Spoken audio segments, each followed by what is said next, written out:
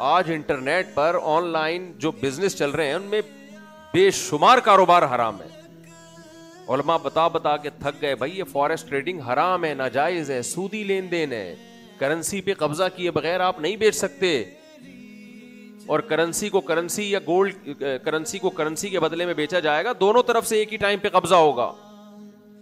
Gold जब आप बेचोगे कब्जे में लो, फिर आगे उसको फरोख्त करो। फॉरेक्स ट्रेडिंग में क्या हो रहा है, कुछ भी आपके पास नहीं आ रहा, वो फर्जी चीजें चल रही हैं।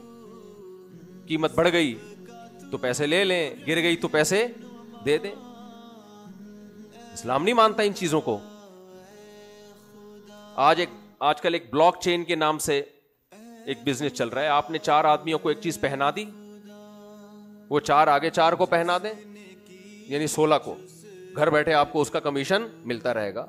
उलमा कहते हैं हराम है, नाजायज है। आपको किस बात का कमीशन मिल रहा है? आपने जो काम था 4 को बेच दिया, उसके पैसे आपको मिल गए। आगे क्या हो रहा है? ये वो 4 जब 4 को बेच रहे हैं, उस पर आपका कोई कमीशन नहीं बनता। उलमा कहते हैं नाजायज है। लोग कहते हैं ये देखो मौलवियों को। आजकल एक ताना बहुत दिया जा रहा है कि जब मौलवी खुद करते हैं तो जायज हो जाता है, दूसरे कर रहे हैं तो नाजायज। कोई मिसाल तो दो इसकी कि दूसरे कर रहे हैं तो नाजायज, खुद करें तो जायज। फेंकने पर गवर्नमेंट की तरफ से कोई पाबंदी नहीं है। मैं तो यही देखता हूं, जिस चीज को उलमा नाजायज कहते हैं खुद भी नहीं कर रहे होते, और अगर कोई कर रहा है तो गुनाह समझ के कर रहा होता है, वो गुनहगार होता है। कोई मौलवी बदनजरी कर रहा है तो हलाल समझ के नहीं करेगा, उसको पता है गलत कर रहा हूं।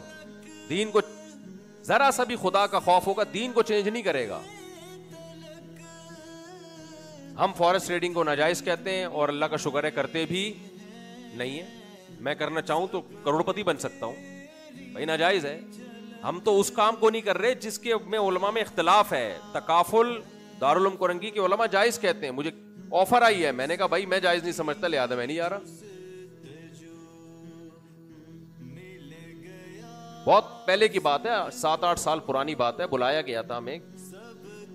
जो मशहूर आदमी होता है वो तो कंपनी को बहुत प्रमोट कर सकता है ना। हमने कहा भाई मैं जायज नहीं समझता। तो उन्होंने कहा हजरत मुफ्ती तकी साहब जायज समझते हैं। हमने कहा भाई हमारे बड़े हैं, काबिल एहतराम है, उलमा का इख्तिलाफ है, तो मैं तो अपने आप को इस काबिल नहीं समझता कि मैं हजरत मुफ्ती तकी साहब से इख्तिलाफ करूं। तो मैंने उनको रेफरेंस दिया कि कुछ बड़े उलमा को उनसे इख्तिलाफ है इस मसले पे, और मुझे उन दूसरे उलमा की राय पे ज्यादा एतमाद है, क्योंकि गौर व फिक्र करने के बाद। लेकिन बहरहाल कोई मुफ्ती तकी साहब की राय पर अमल करता है तो भी ठीक है।